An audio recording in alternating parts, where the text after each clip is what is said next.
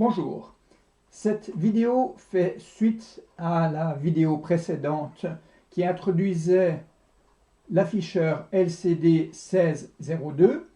Là, j'aimerais montrer une application concrète de cet afficheur avec l'Arduino et un haut-parleur avec un petit transistor pour amplifier le signal.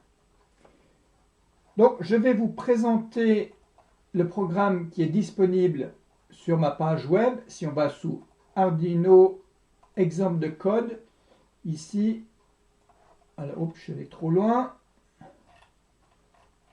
Voilà, je vais vous montrer ces deux programmes. Rapidement celui-ci, un petit peu plus en détail celui-ci. Alors, le premier, c'est celui qui a joué la gamme. Donc, on a un commentaire. On voit, c'est le même commentaire que dans la vidéo précédente. Ensuite, on a la même librairie. On inclut la librairie liquidecrystal.h pour pouvoir utiliser l'afficheur. On a les mêmes constantes, donc je ne vais pas m'éterniser là-dessus. On redéfinit une nouvelle variable LCD de type liquide cristal, qui est en fait un objet, et on lui dit quelles sont les broches utilisées par l'Arduino. Ensuite, ici, c'est de nouveau très similaire à précédemment, je ne vais pas m'y attarder. Dans le setup, de nouveau, on a une première ligne qui dit ce que fait le programme. Là, on peut imaginer qu'il joue la gamme, tout simplement. Et sur la deuxième ligne, on lui dit que c'est le programme EX0142 et quand est-ce qu'il a été écrit. Ensuite, on a, exactement comme dans la vidéo précédente, exactement la même fonction, il n'y a aucun changement. La fonction de lecture des boutons, la fonction d'affichage, alors là, elle change un tout petit peu, puisque les fréquences qu'on a sont un tout petit peu différentes, mais essentiellement, c'est très similaire à ce qui précède. La fonction de traitement, quand on appuie sur Up et Down, alors ici, on change la fréquence de base, et puis on a encore la fréquence de changement de menu qui est exactement la même que la précédente. Ensuite, on a deux fonctions supplémentaires qui sont pour jouer des notes précisément. Je ne vais pas m'attarder sur ces deux fonctions. Ici, pour jouer le son. Et ensuite, de nouveau, vous voyez dans la boucle principale, on a de nouveau, on lit le temps.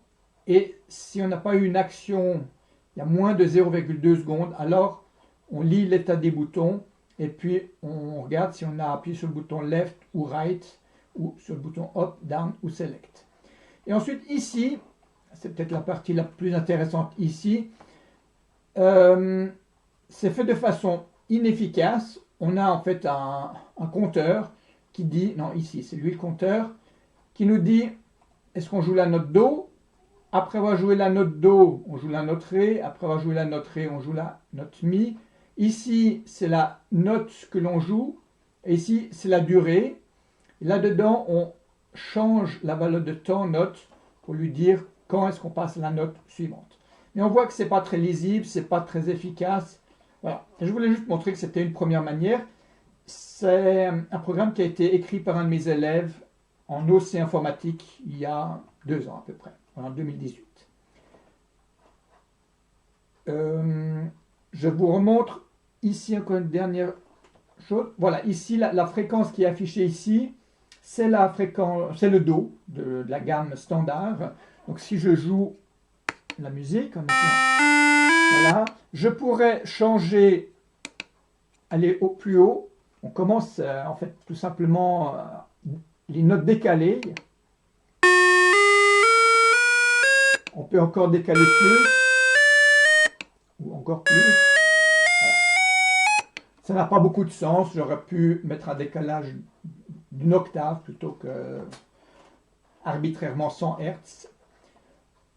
Voilà. Mais on voit que j'utilise de nouveau le menu. Je peux ici changer.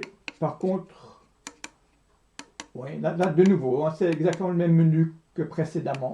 On permet de changer le menu et puis ensuite la fréquence de base.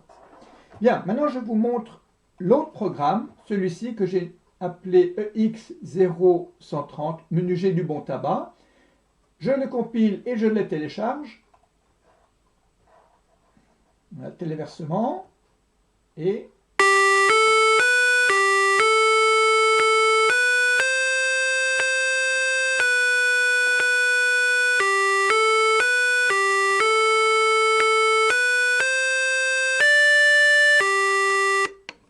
voilà, on pourrait laisser aller un petit peu plus loin, mais ah, je l'arrête. Voilà. C'est une version un peu plus évoluée. Donc, on l'a ici, vous l'avez sur mon site web à disposition. De nouveau, les commentaires, c'est les mêmes.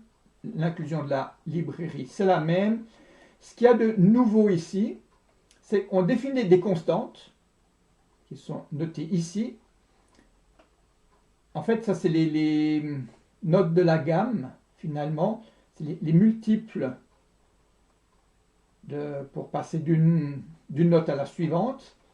Et puis ensuite, on peut définir différentes mélodies. Alors, la première mélodie, c'est tout simplement Do, Ré, Mi, Fa, Sol, La, Si, Do. La suivante, bah, c'est Frère Jacques. Et on voit ici que c'est beaucoup plus lisible. On donne la note et on donne la durée. Note, durée, etc. De temps en temps, on a des durées plus petites, et de temps en temps plus longues. Ici, le 4. Eh bien, et j'ai du bon tabac. De nouveau, on le met dans un tableau. On a comme ça 3 tableaux. Et ensuite, on va voir un pointeur qui nous dit quel est le tableau qu'on va utiliser. Un nombre qui nous dit le numéro de la mélodie, 1, 2, 1 ou 3. Et puis un tableau des différentes mélodies. Alors ça, c'est égal, on aurait pu mettre n'importe quoi, c'est pas utilisé, c'est l'indice 0. Et après, c'est 1, 2 ou 3. Après, tout le reste, c'est standard. On a le setup comme d'habitude, la lecture des boutons comme d'habitude. Cette fois-ci, affiche état, on voit qu'on affiche, soit on a la gamme, soit on a Frère Jacques, soit on a J'ai du bon tabac. On peut donc changer. Traitement de menu, voilà, ici on change de mélodie, tout simplement. Ça, c'est nouveau standard. Et puis, bon, comme tout à l'heure, pour jouer les mélodies. Et ici, c'est beaucoup plus simple. On utilise finalement notre tableau. Et on prend les différents éléments de notre tableau pour savoir qu'est-ce que l'on joue. Je remontre ici. Donc là, j'ai du bon tabac. Si je change ici, voilà, là j'ai la gamme, là j'ai Frère Jacques, j'ai du bon tabac. En fait, ici, je change directement. Je n'ai pas vraiment de menu qui change. Si je le fais jouer, on a la gamme, on a Frère Jacques, et ici, on a J'ai du bon tabac.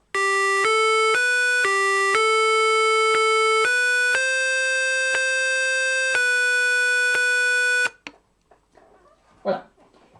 Je voulais juste vous montrer une application assez simple de cet afficheur qui permet donc de changer de menu. Et puis tout simplement, on met un haut-parleur. On ne peut pas brancher l'haut-parleur directement sur les broches de l'Arduino parce qu'il tire trop de courant. Une broche d'Arduino ne peut pas tirer plus que 40, voire peut-être 50 mA. Là, j'ai une pile supplémentaire et puis le tout est amplifié par un petit transistor ici. On peut prendre à peu près n'importe quel type de transistor, ça n'a pas beaucoup d'importance. Bien, je m'arrête ici. Merci, au revoir.